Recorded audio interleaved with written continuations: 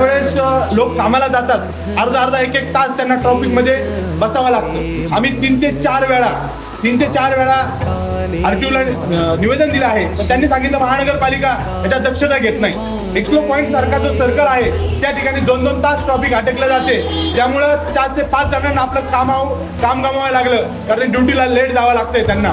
घरी येताना लेट होत आहे, मोठ्या प्रमाणात ऍक्सिडेंट होत आहे, पण नाशिक महानगरपालिका कुठलंही पाऊल उचलण्याच्या तयारीत दिसत नाहीये. या ठिकाणी आज आम्ही त्यांना निवेदन देण्यासाठी आलो होतो, पण या ठिकाणी कुठलाही अधिकारी उपस्थित नाही. मला असं वाटतं सुट्टीचा दिवस जरी असेल तरी कोणीतरी सक्षम अधिकारी या ठिकाणी उपस्थित पाहिजे, कारण नाशिक महानगरपालिकेचं हे कर्तव्य आहे की या ठिकाणी आलेल्या पब्लिकला जाब देण्यासाठी, या विचारलेल्या प्रश्नाला उत्तर देण्यासाठी कोणीतरी सक्षम अधिकारी या ठिकाणी उपस्थित हवा.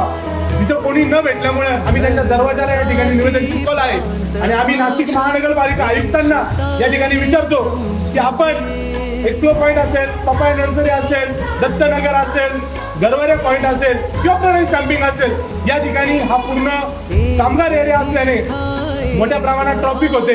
ही ट्रॉफिक हटवण्यासाठी आपण त्या ठिकाणी सिग्नलचं नियोजन करणार आहात का? रस्त्यावर पडलेले खड्डे बुजवणार आहात का?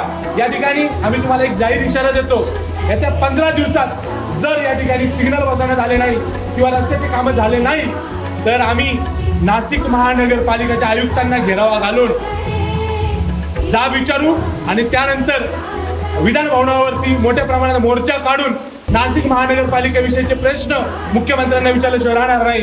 एवढं बोलून थांबतो. जय भीम. वंचित बहुजन आघाडीचा